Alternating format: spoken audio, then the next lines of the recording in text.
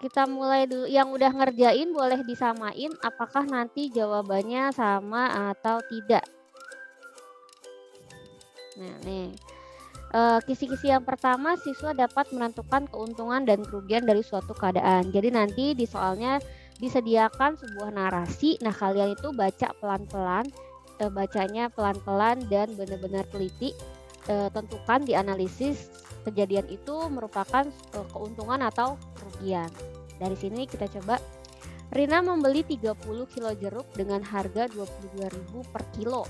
Kemudian ia menjual 20 kilo mangga tersebut dengan harga 25.000 dan sisanya dengan harga 20.000. Nah, yang dialami Rina itu keuntungan atau kerugian? Kita analisis dulu.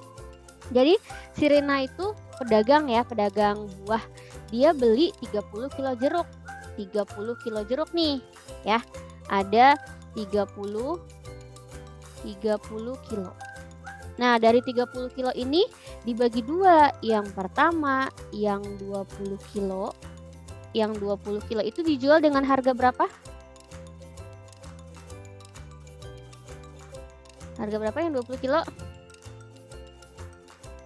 25.000. Ya, nah berarti yang 20 kilo ini dikali dengan 25.000. Berapa jadi berapa nih? 20 kali 25? 500 ya. 500.000. Nah, dari 30 kilo karena udah diambil 20 kilo, sisanya berapa? Sisanya 10 kilo. 10 kilo. Nah, yang 10 kilo kita kali dengan berapa harga jualnya? Yang 25.000.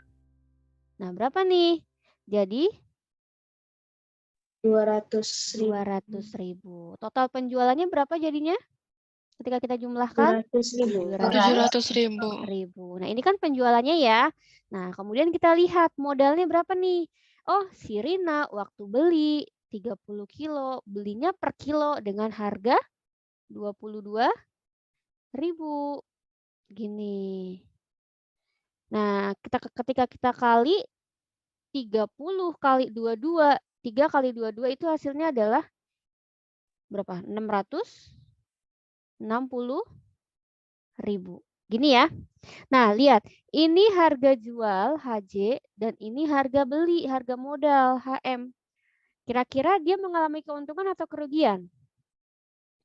Keuntungan. Keuntungan ya, karena harga jualnya adalah lebih besar dari harga beli atau harga modal. Nah, kemudian si Rina untungnya berapa? Bisa kita kurang nih. 700.000 dikurang 660.000, yaitu keuntungannya sebesar 40.000 gitu. Gini ya. Nanti ketika menganalisis sebuah kejadian dia untung atau rugi. Lanjut ke soal nomor 2. Nah, siswa dapat menentukan keuntungan dan kerugian beserta persentasenya. Ya, Sinta membeli sepeda seharga 6 juta.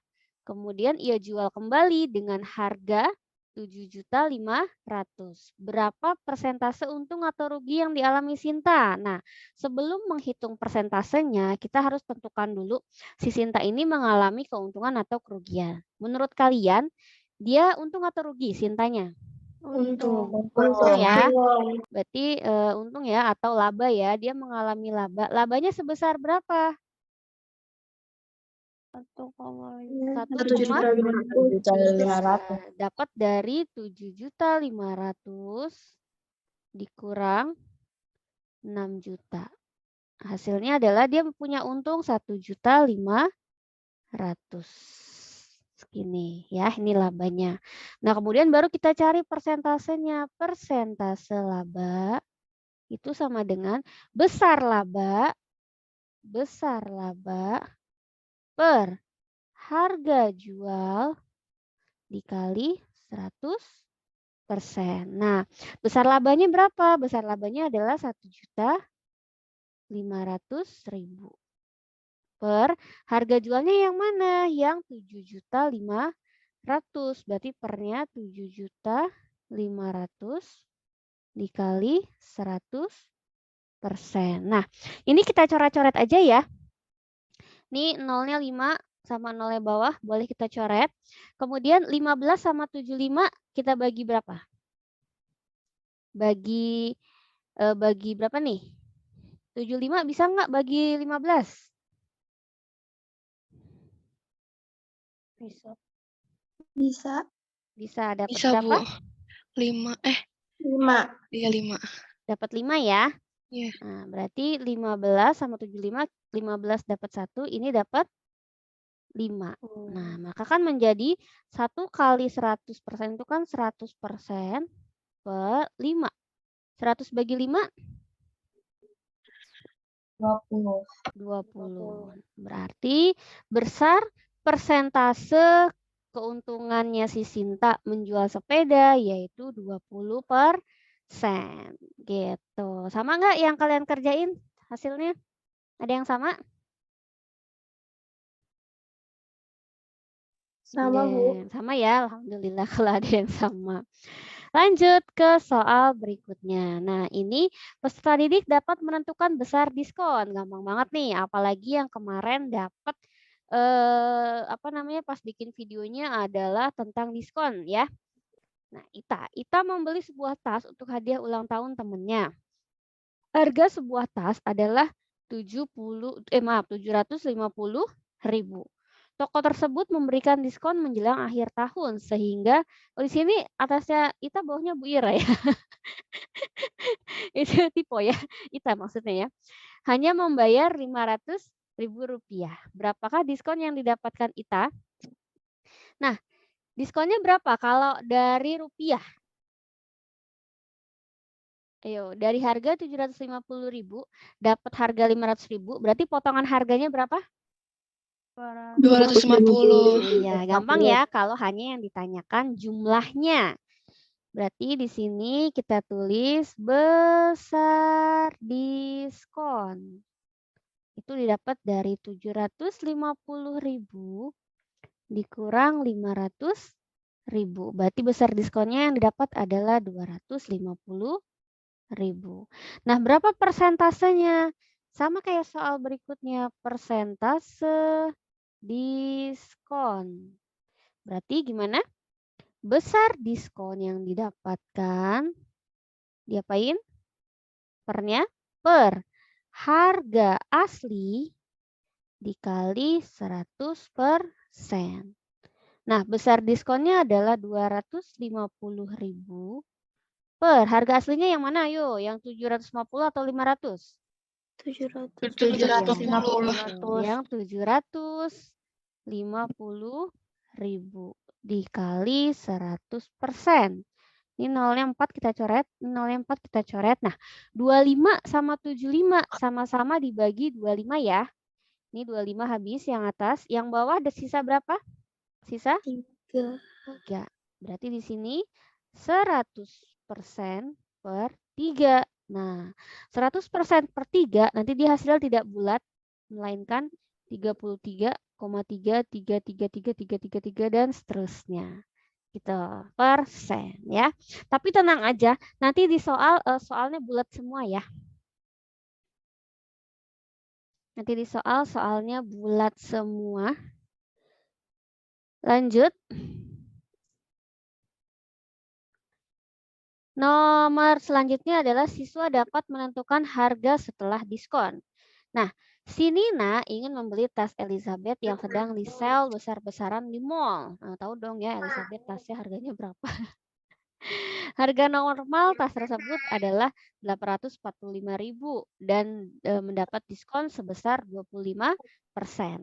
Berapa harga yang harus dibayarkan Nina? Nah, ini ada dua cara.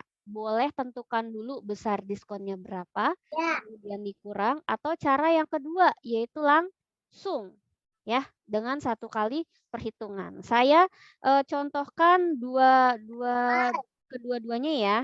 Nih, cara yang pertama kita tentukan besar diskonnya dulu.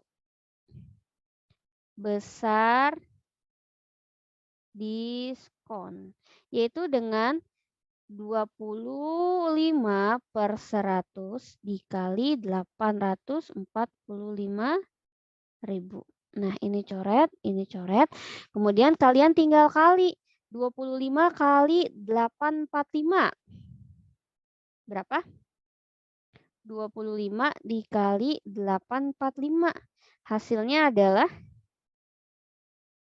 211.250.000. Nah, ini besar diskonnya.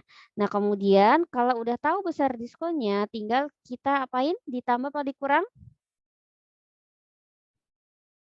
Diapain ayo? Dikurang ya. Dikurang. Berarti harga bayarnya adalah sama dengan 845.000 dikurang dengan 211.250. Nah, ini kita kurang.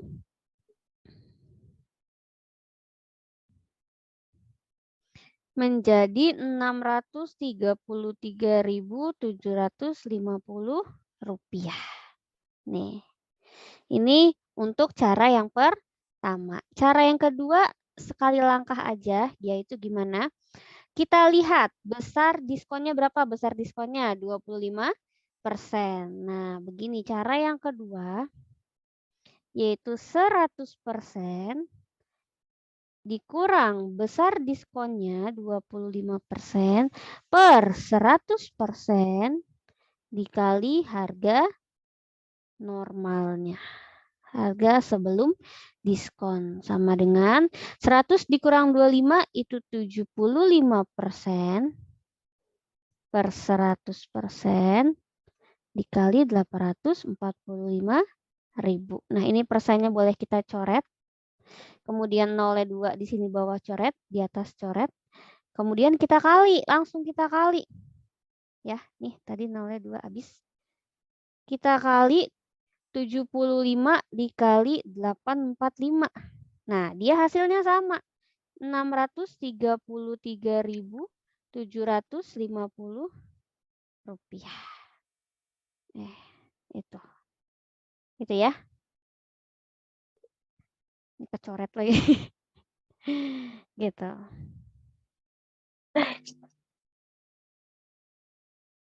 Nah, enak. Nggak bisa.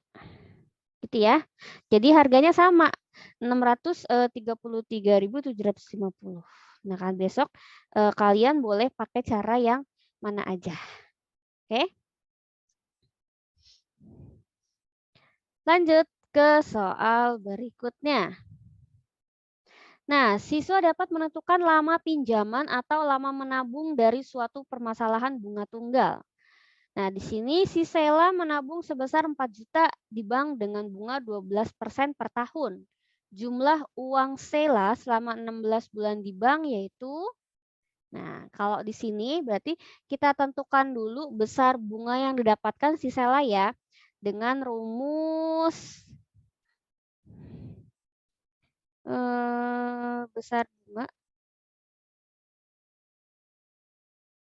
sama dengan berapa? Ada yang masih ingat? N per 12 ya. N-nya adalah bulan. Nah, ini diskonnya. Besar bunga. Masih di diskon aja. Besar bunga. Nah, ini tabungan awal adalah TA. Tabungan awal. Nah, untuk mencari besar bunga, kita masukkan dulu menjadi N per 12. N-nya adalah berapa lama bulannya di bank, yaitu 16 per 12 dikali besar bunganya, yaitu 12 per 100, dikali tabungan awal, yaitu 4 juta. 12 kita coret sama-sama yang 12. Ini 0, 2, ini 0, 2. Berarti tinggal 16 kali 4. 16 kali 4 berapa, Say? 16 kali 4 ada 64. Betul, 64. Nolnya sisa 1, 2, 3, 4. 1, 2, 3, 4. Berarti bunga yang didapatkan si Sela selama 16 bulan yaitu 640.000. Apakah sudah selesai? Belum ya, belum selesai. Nah, kita cari nih yang ditanya adalah jumlah uang Sela selama 16 bulan. Jumlah uang selama 16 bulan. Tuh, berarti kita tambahkan ya, tabungan awal sebesar 4 juta ditambah dengan besar bunga yang didapatkan, yaitu 640.000. Maka jumlah tabungannya adalah 4.640.000. Gitu. Oke? Oke. Lanjut nih. Nah, ini kita kemarin nggak ada ini ya. Kita boleh lewati. Ini juga tidak ada. Nah, kita kemarin sudah belajar apa itu garis sejajar, berpotongan, dan bersilangan. Udah ya? Waktu Ramadan kalau nggak salah. Diberikan gambar sebuah balok seperti di samping, peserta didik dapat menentukan kedudukan beberapa garis pada balok. Yang pertama sejajar. Nah, sejajar. Nih, sejajar berarti jaraknya sama dan kunci dari sejajar adalah dia tidak pernah berpotongan atau tidak pernah bertemu. Walaupun garisnya diperpanjang, dia tetap jaraknya sama, ya. Misal, garis AB, dia sejajarnya sama siapa? Ada yang bisa memberikan saya jawaban? DC ya, Bu? AB dengan DC, betul. Selain dengan DC, dengan siapa lagi? Yang posisinya sama? EF, betul. Satu lagi siapa? HG. HG. Betul sekali. Nah, itu kalau garis AB ya. Garis AB sejajar DC, sejajar EF, dan sejajar HG. Kalau misalkan saya bilang AE. AE itu sejajarnya sama siapa aja? BF. FB, Betul. Habis itu siapa FB, lagi? HD, HD, GC. GC. Gitu. Bisa ya? Yang kedua adalah berpotongan. Berarti ujungnya ada yang ketemu, ada yang nyatu, ya. Ujungnya ada yang nyatu. Kalau saya bilang AB di sini, yang ujungnya nyatu sama AB itu garis apa aja? Ada yang bisa nyebutin? Yang nempel sama AB. Garis apa aja yuk? Berpotongan, ujungnya nyatu. Boleh nyatu di A, boleh nyatu di B. Ya, boleh ketemu di A, boleh ketemu di B. BC, Bu. BC, Bu. BC, betul. AB itu berpotongan sama BC. Sama siapa lagi? BF.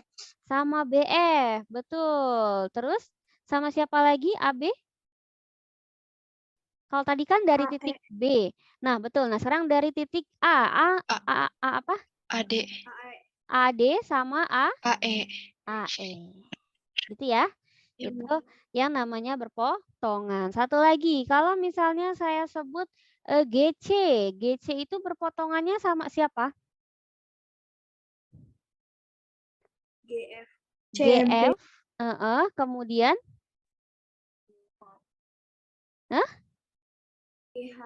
GH. Nah, itu kan dari titik G. Kalau dari C apa? CD. CD dan CB. CB. Sip, itu ya. Kemudian bersilangan. Masih ingat bersilangan? Kayak gimana? Dia seolah-olah berpotongan ya, tapi sesungguhnya memiliki jarak. Yaitu kalau misalnya saya sebut AB, itu bersilangannya dengan siapa? Saya kasih contoh ya, karena mungkin untuk yang bersilangan agak imajinasi dulu nih. AB itu bersilangannya sama GC. Ya, dia seolah-olah menyatu antara titik. Tadi kan saya bilang AB nih. AB sama GC yang ini. Dia seolah-olah titik C sama titik B itu kalau kita lihat dari sudut pandang yang berbeda dari ini, dia kayak nyatu. Tapi sesungguhnya dia ada jarak. Kayak gitu. Nah, kalau misalkan saya dan A dan AB selain dengan GC, dia juga bersilangan dengan HD. Nih, ya, yang posisinya sama kayak GC. Tapi AB tidak bersilangan dengan EA atau AE karena dia jatuhnya nanti berpotongan. Nah, selain itu coba kalau saya pilih HD atau DH, dia bersilangannya sama siapa? Ada yang tahu? AB. Dengan AB bisa, kemudian sama EF. EF. Itu, ya. Bisa ya?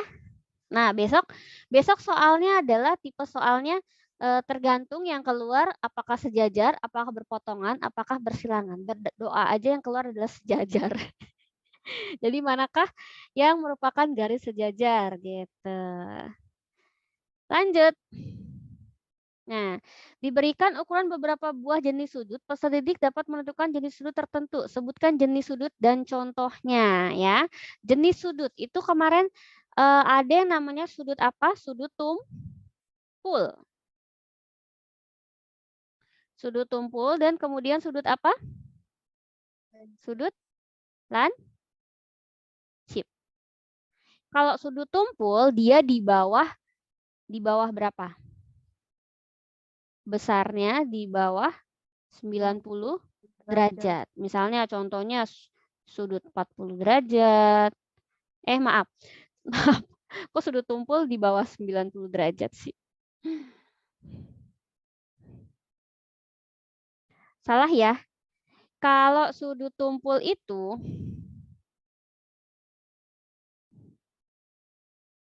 saya hapus dulu. Nih. Kalau sudut tumpul itu, sudut tumpul adalah sudut yang di atas berapa? 90 derajat. Yaitu ada sudut misalkan 100 derajat, kemudian 120 derajat, 130, dan sejenisnya. Bentuknya seperti ini. Nah, nih, ininya tumpul bawahnya. Sedangkan sudut lancip itu yang kayak gimana? Di bawah 90 derajat. Misalkan 70 derajat, 60 derajat, 50 derajat, dan bentuknya seperti ini. Nah, dia lancip. Ya. Nah, selain sudut tumpul dan sudut lancip, ada juga yang namanya sudut apa? Sudut siku. Sudut siku besarnya berapa? 90 derajat. Bentuknya gini ya. Ada tanda seperti ini. Nah, selain itu ada juga sudut berpelurus. Besarnya berapa? 180 derajat. Bentuknya seperti ini. Set. Gitu. Oke. Lanjut nih ke berikutnya. Nah, diberikan gambar garis, peserta didik dapat menentukan pasangan garis yang sejajar dan berpotongan. Nah, ada garis nih. Mana nih yang sejajar? Coba kita lihat yang pertama. Yang sejajar kira-kira garis apa aja? Di situ ada garis A, B, C, dan D. Yang sejajar ada yang bisa menentukan garis apa aja yang sejajar? B dan C, Bu. Iya, betul. Yang sejajar itu adalah B dan C atau C dan B. Boleh dibolak-balik gitu ya. Jadi yang sejajar cuma ada dua, yaitu B dan C. Kemudian yang berpotongan ada berapa? 1 ya, Bu.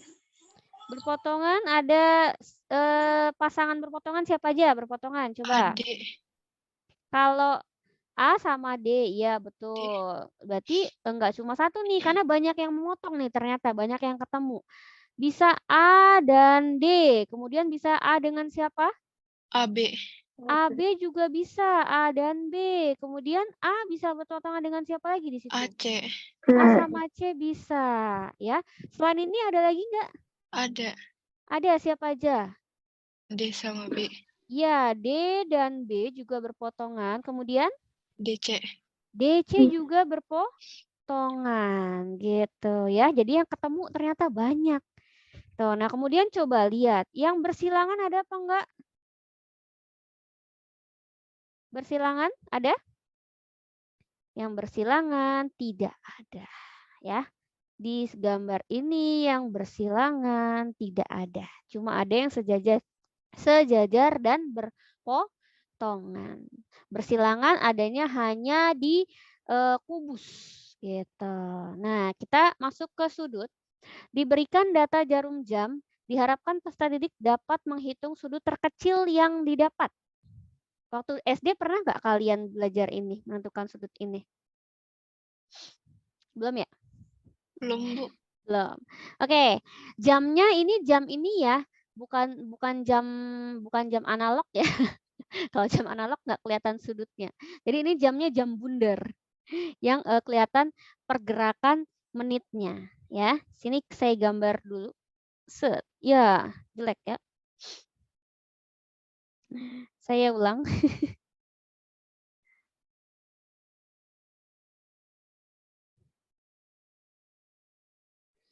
Oke. Itu jam analog kan ya, Bu? Jam analog tuh yang mana? Yang bulat. Oh, yang jam analog tuh yang bulat ya. Kalau jam Iya. yang ini apa namanya? Yang nomor doang tuh digital ya, Bu? Oh iya, terima kasih konfirmasinya. Berarti ini analog ya, kita pakai jam analog ya. Ternyata yang itu jam digital. Nah, lebih baik ya dari yang tadi. Oke, yang di atas 12, bawah 6, kemudian ini 3, ini 9, 1, 2, 3, 4, 5, 6, 7, 8, 9, 10, 11. Oke, tengah-tengahnya di sini. Nah, 10.30. Jarum panjangnya ada di mana? 6. Oke, jarum panjangnya ada di 6. Jarum pendeknya? Di tengah-tengah antara 10 sama 11. Iya, di tengah-tengah antara 10 dan 11. Di sini ya. Oke, saya tanya ke kalian, satu lingkaran itu berapa derajat? 360. Ya, oke. Satu lingkaran itu 360 derajat. Nah, kalau dari jam analog ini, misalnya kita mulai berdiri dari di angka 12. Kembali ke angka 12 itu ada berapa langkah? Nih, 1, 2, 3, 4, 5, 6, 7, 8, 9, 10, 11, 12. Nah, berarti satu langkahnya itu berapa derajat? 360 derajat dibagi 12. Dapatnya 30. Ya. Berarti sekali melangkah di sini 30 derajat. Nah, dibilang sudut terkecil. Sudut terkecil itu berarti yang ini ya. Nih yang ini ya. Nah, dari sudut terkecil itu ada berapa langkah nih? 1, 2, 3, 4. Kemudian tambahin tambahin setengah lagi. Berarti sudut terkecilnya 4,5 ya. 4,5 dikali 30 derajat. 4,5 kali 30 derajat.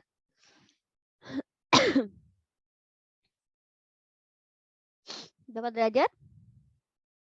Kalau 4, kalau bingung koma-koma kalian gini. 4 kali 30 berapa?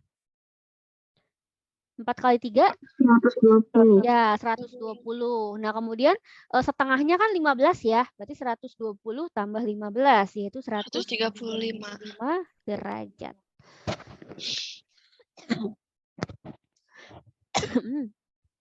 Tuh. Lanjut. Nah, masih ingat yang ini?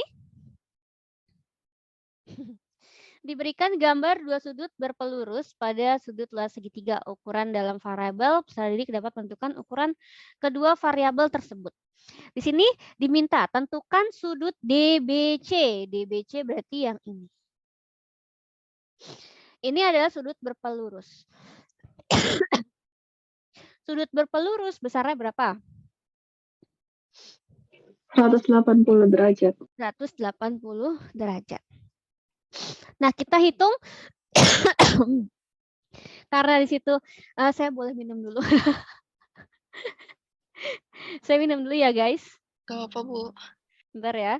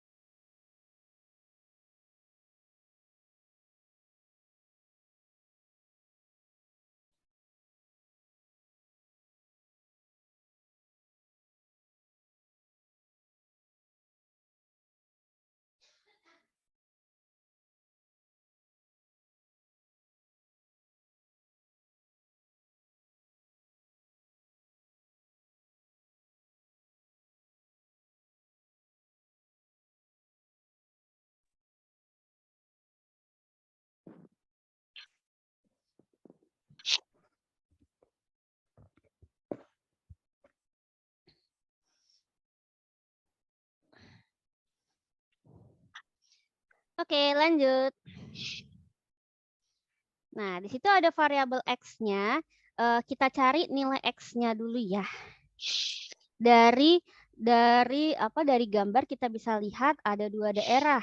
Ini kita tandain, ini daerah 1 dan daerah 2. Di mana kedua daerah ini nanti jumlahnya adalah 180 derajat. Ya, berarti daerah 1 ditambah daerah 2 itu totalnya harus 180 derajat. Kenapa harus 180? Karena dia adalah sudut berpelurus. Gitu. Nah, daerah 1 ada siapa? Daerah 1 ada si 2X. Ditambah daerah 2 ada 5X plus 5.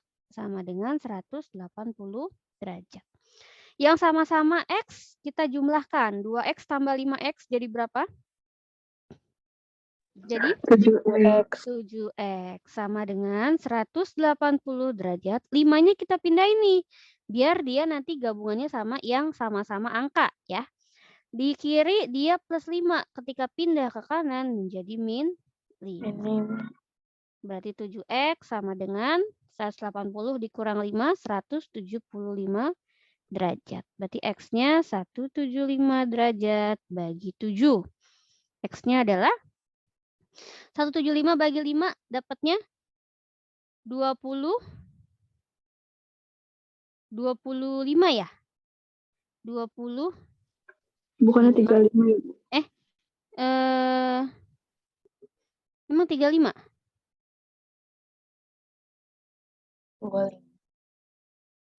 25, say.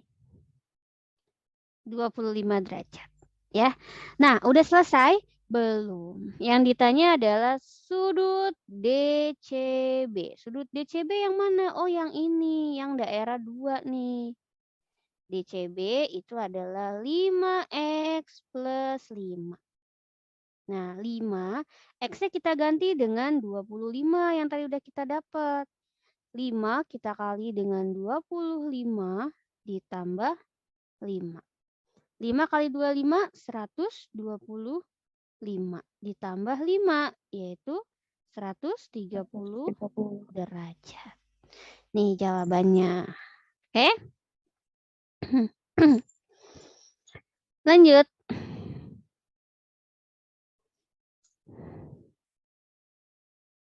Nah, ini paling gampang ya. Jangan sampai kalian salah.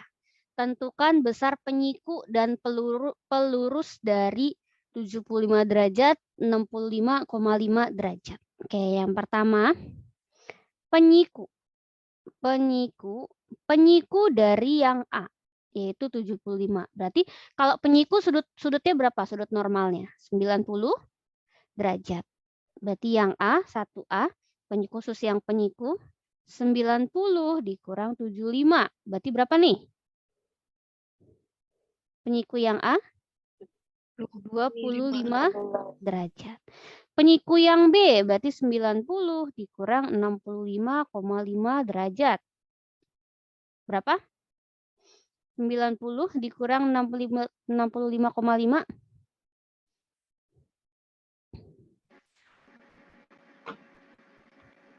Dapatnya?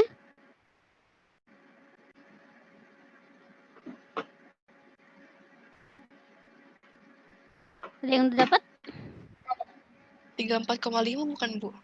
34 atau 24? 24,5, Bu. 24,5 ya. Itu. Nah, itu untuk yang penyiku. Gimana kalau pertanyaannya pelurus? Kalau pelurus normalnya berapa? 180. Berarti yang A adalah 180 dikurang 75. Berapa tuh? 180 dikurang 75. Maka hasilnya adalah 105 derajat. Berarti yang B 180 dikurang 65,5.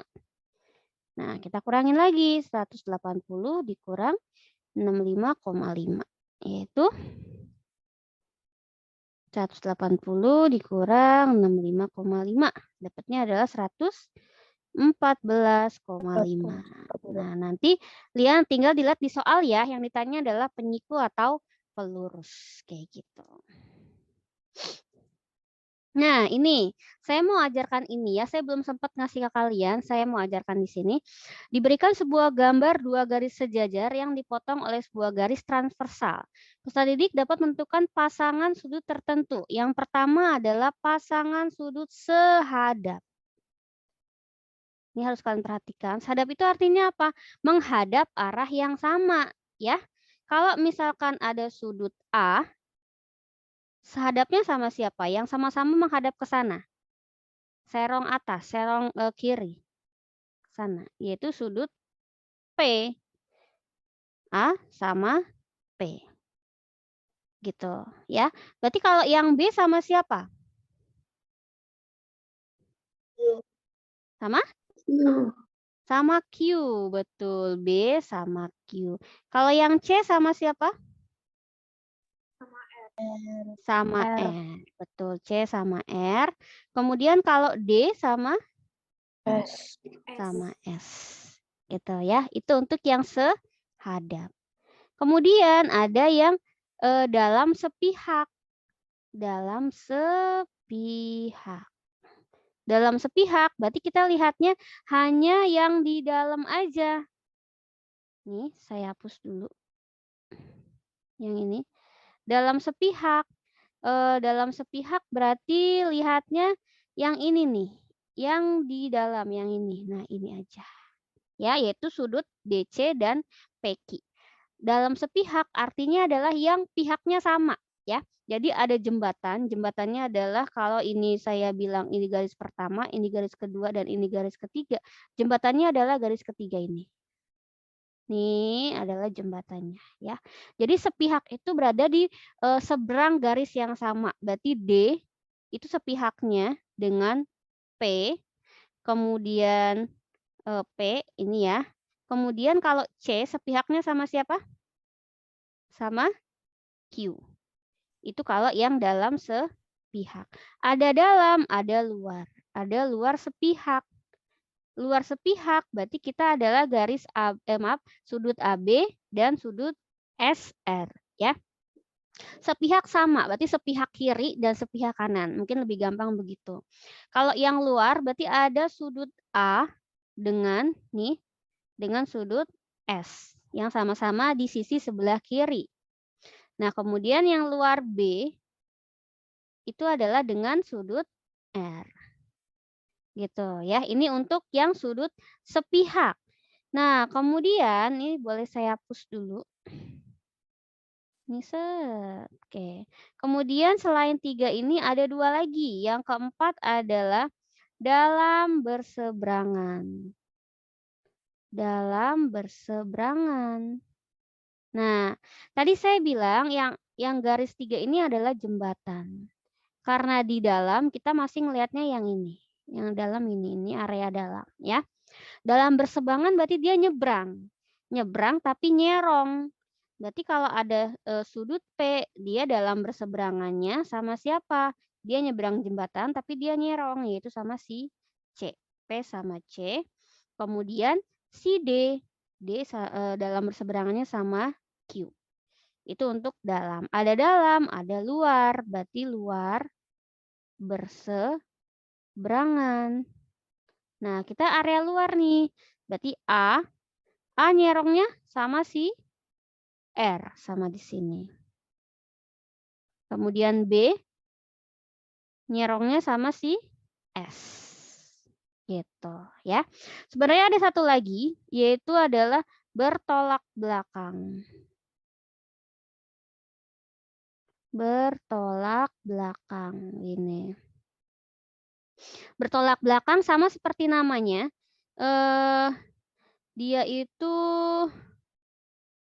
bertolak belakang, membelakangi ya. Namanya bertolak belakang berarti saling membelakangi. Berarti kalau bertolak belakang misalkan ada A, itu bertolak belakangnya sama C. Kemudian B, itu bertolak belakangnya sama D, sama yang ini. Nah, coba sisanya. Kalau P sama siapa P? Bertolak belakang sama siapa? R, betul. Tadi B sama D. Kalau P sama R. Kemudian kalau S sama Q. Itu ini ya. Nah, ini jangan lupa nih boleh di screenshot, boleh di foto atau nanti lihat di link YouTube-nya ya. Ini mau di screenshot atau gimana? Atau mau di foto? Atau saya lanjut dulu? Nanti biar lihat videonya aja. Lihat videonya aja ya. Ya, Bu. Oke, lanjut. Nah, ini diberikan gambar hubungan sudut. Peserta didik dapat menentukan nilai X dari salah satu sudut yang saling sehadap. Ini sehadap ya. Sehadap. Kalau sehadap, dia sudutnya sama. Sudutnya sama. Berarti bisa kita tulis nih. Sudut yang ini sama dengan sudut yang ini. Nulisnya gini. Kita nulis yang ada variabelnya dulu ya. Berarti yang bawah dulu. 8X plus 5 sama dengan 135. Nah, berarti 8X sama dengan 5-nya kita pindahin ke kanan. 135. Ini 5 pindah ke kanan jadi min 5. 8X sama dengan 130. Nah, X-nya berarti 130 dibagi 8. 130 dibagi 8 piro? Koma ya kayaknya ya. Dapatnya 16,25. Nah, kita lihat di soal. Oh, ternyata yang kita suruh tentukan cuma nilai X-nya aja, berarti selesai. X sama dengan 16,25 derajat. Gitu. Lanjut. Nah, ini sudah masuk ke observasi dan data ya, penyajian data. Nah, kemarin ingat cara menentukan jenis data tertentu dan cara mengumpulkan datanya ya. Kalau observasi biasanya kita cari untuk menggunakan data-data yang dihitung atau diukur. Kayak misalnya apa ayo. Kemarin saya contohin apa di kelas? Nomor? Ada yang ingat? Saya bikin data apa di kelas kalian masing-masing? Yang kemudian saya ubah jadi diagram batang dan diagram lingkaran. Ada yang ingat? Data apa?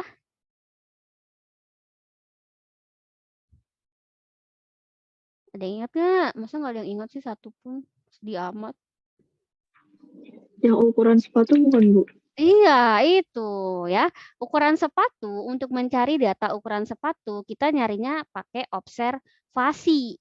Bisa pakai observasi. Itu yaitu dengan mengambil atau membawa nomor sepatu-sepatu yang ada sekalian coba satu-satu gitu ya. Kemudian ada angket.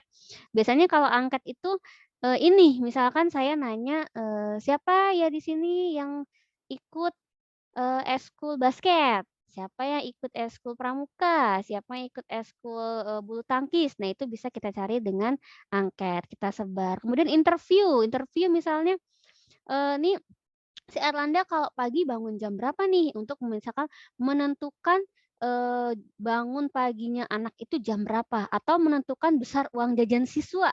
Nah, itu bisa tuh pakai itu ya. Misalkan saya tanya tuh Ate nih, Ayesa berapa nih uang jajannya selama 1 minggu gitu misalkan. Terus misalkan Alisa berapa nih gitu. Terus Naura berapa nih gitu gitu ya.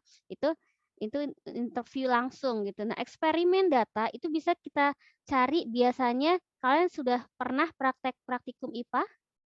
Pernah ya di pelajaran IPA ya sama Pak Rijal ya, IPA-nya ya?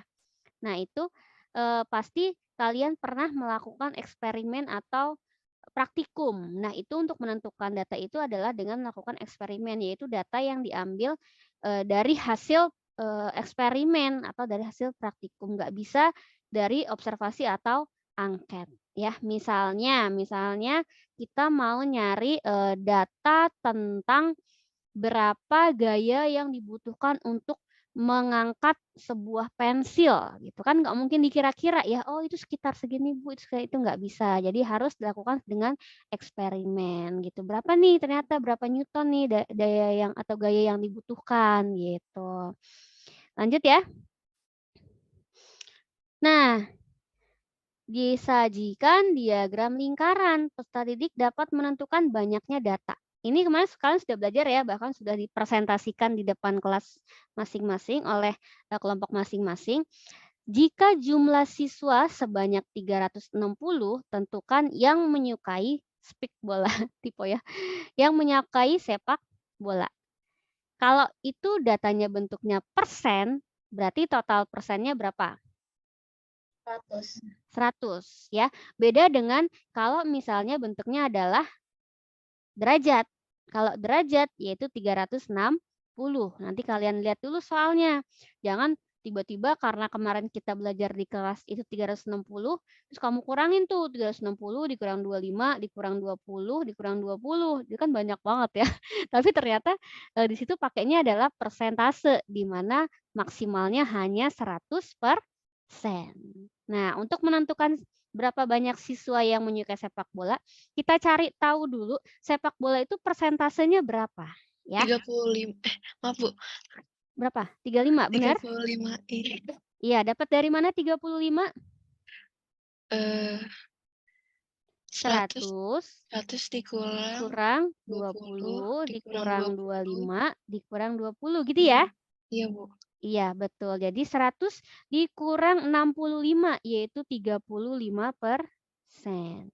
Nah, berarti jumlah yang suka sepak bola, SB ya sepak bola, itu berarti 35/100 dikali 360 orang ya. Berarti ini nolnya habis. Nah, 35 sama 10 bisa sama-sama kita bagi 5 ya. Sama-sama bagi 5. Yang 10 dapat 2, yang 35 dapat 7. Nah, kemudian ada sisa 2 nih. 2 itu kita coretnya sama 36 aja ya. 36 bagi 2 dapat berapa? 18. Berarti yang suka sepak bola adalah 7 kali 18, yaitu 126. Gini. Oke, nah sama kayak yang lain. Misalkan yang suka renang berapa orang? Tinggal nanti 20/100 kali, nih misalkan yang renang. Yang renang berarti misalkan 20/100 dikali 360 itu berapa? Kemudian yang basket berarti nanti nyarinya 25/100 dikali 360.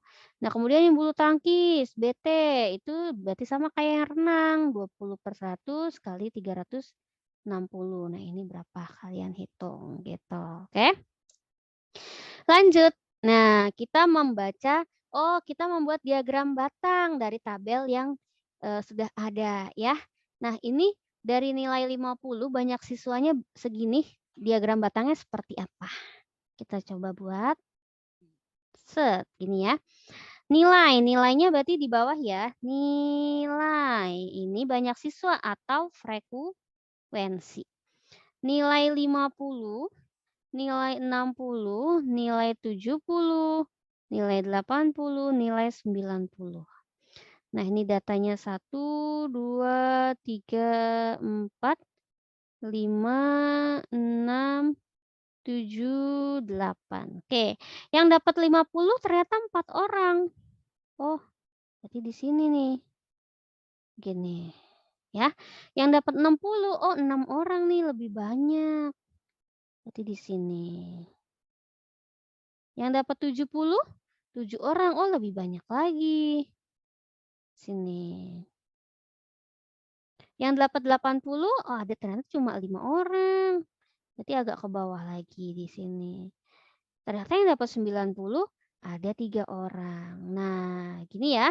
Ini adalah diagram batang dari nilai yang diperoleh siswa. Kita lihat dulu ada lagi enggak. Nah, sebelum ke situ kita membaca yang ini dulu. Saya tanya, dari diagram batang yang tersedia atau diagram tabel yang tersedia, saya tanya, nilai terendah itu ada di angka nilai berapa?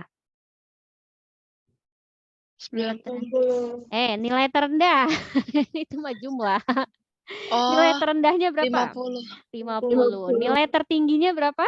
90. Iya, jadi hati-hati ya, jangan sampai terkecoh. Kemudian saya tanya lagi, berapa banyak siswa yang dapat nilai tertinggi? 3. 3, betul. 3. Ayo. Eh. Saya tanya lagi nih ya, pertanyaannya hati-hati menjebak. Berapa siswa yang mendapat nilai tertinggi? Saya ulang. 3. 3. Berarti nilai tertingginya kan 90 ya. Nah, jumlah siswa yang dapat nilai tertinggi adalah 3. Saya tanya lagi, berapa jumlah siswa yang mendapat nilai terendah? 4. 4. Oke, kemudian saya tanya lagi, berapa siswa yang mendapat nilai 70? 7. 7.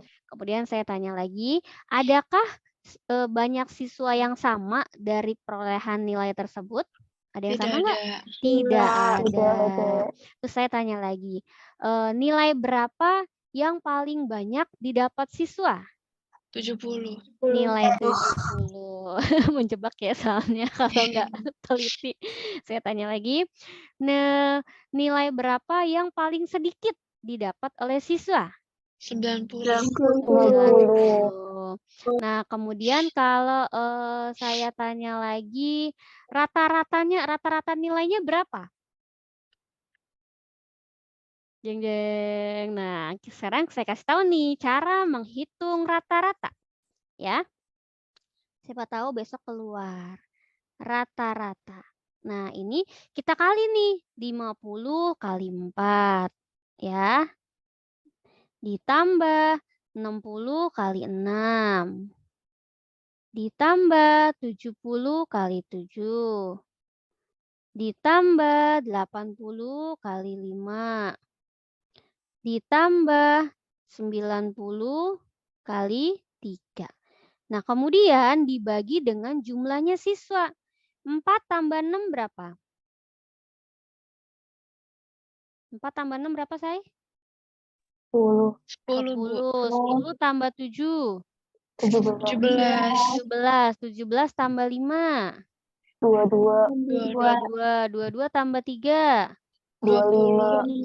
25. Nah, nanti penjumlahan hasil kalinya dibagi 25.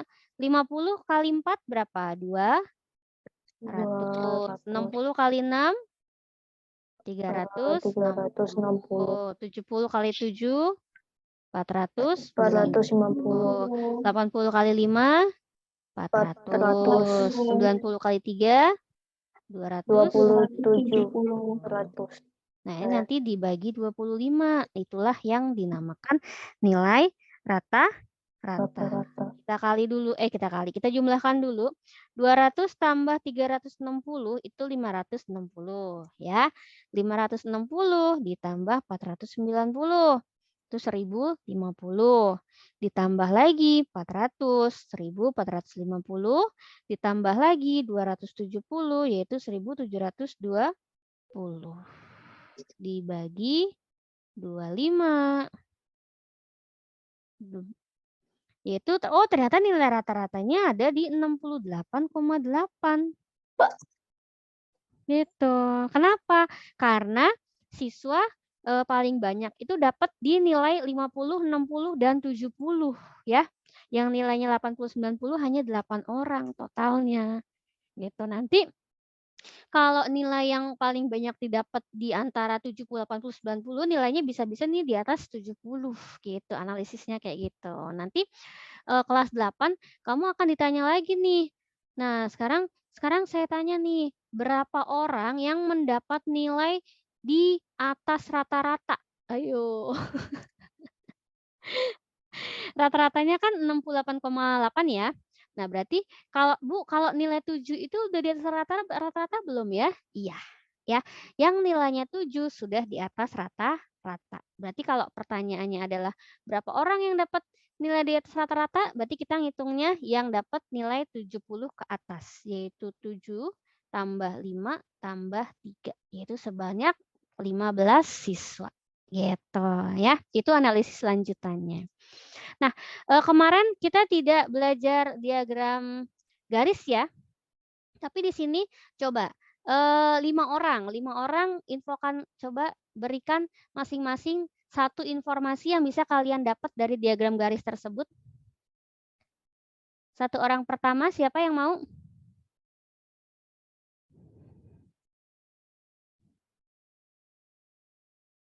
Satu orang pertama. Yuk, biar cepat selesai. Jumlah siswa yang memperoleh nilai 4 adalah sebanyak 3 Ya, siswa. betul sekali.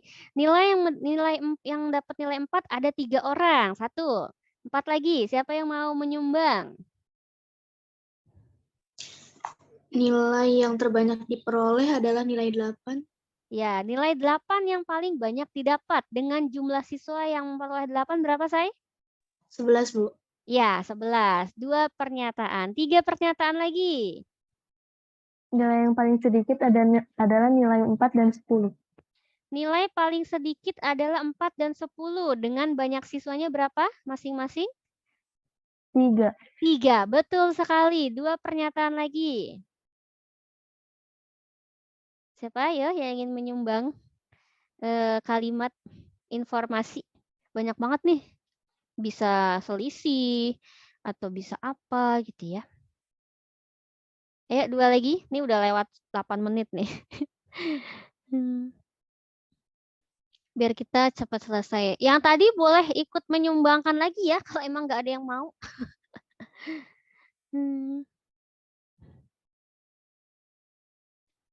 Ayo, 2 lagi. Ibu, Iya boleh. selisih siswa yang memperoleh nilai 4 dan 5 adalah sebanyak 1 siswa. Iya, betul sekali. Selisih itu bedanya ya. Bedanya yang dapat nilai 4 nih. Yang dapat nilai 4 itu 3. Yang dapat nilai 5 itu 4. Nah, bedanya adalah 1 siswa. Pinter sekali. Terima kasih cantik. Satu lagi, satu lagi. Satu lagi, yuk.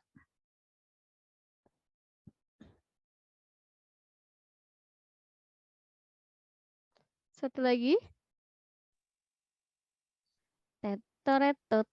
Selisih nilai tertinggi dengan nilai terendah adalah 9 orang, Bu. Oh iya benar, nilai tertinggi. Tertingginya berapa? Tertingginya 11. Terendahnya 3. 3. Ketika kita kurangi yaitu 9. 9 atau berapa nih? 8 kali ya? 8 ya? Iya, 8. Kalau 9 jadi 12 ya. Jadi 8 orang ya. Itu. Oke, mantap. Terima kasih sudah berusaha. Ya, makasih ya. Kemudian sudah untuk yang ini kita coba lanjut. Nah, coba deh selisih data yang tertera. Nah, saya tanya, selisih data dari bulan Juli ke bulan Agustus berapa selisihnya? Banyak. 5, betul. Karena kalau Agustus itu kan di tengah-tengah ya. Tengah-tengah itu 35. Berarti kalau dari bulan Juli ke Agustus itu selisihnya adalah 5. Kalau dari Oktober ke Juli 10. Iya, 10. Sip, mantap. Oke, selesai. Selesai, guys.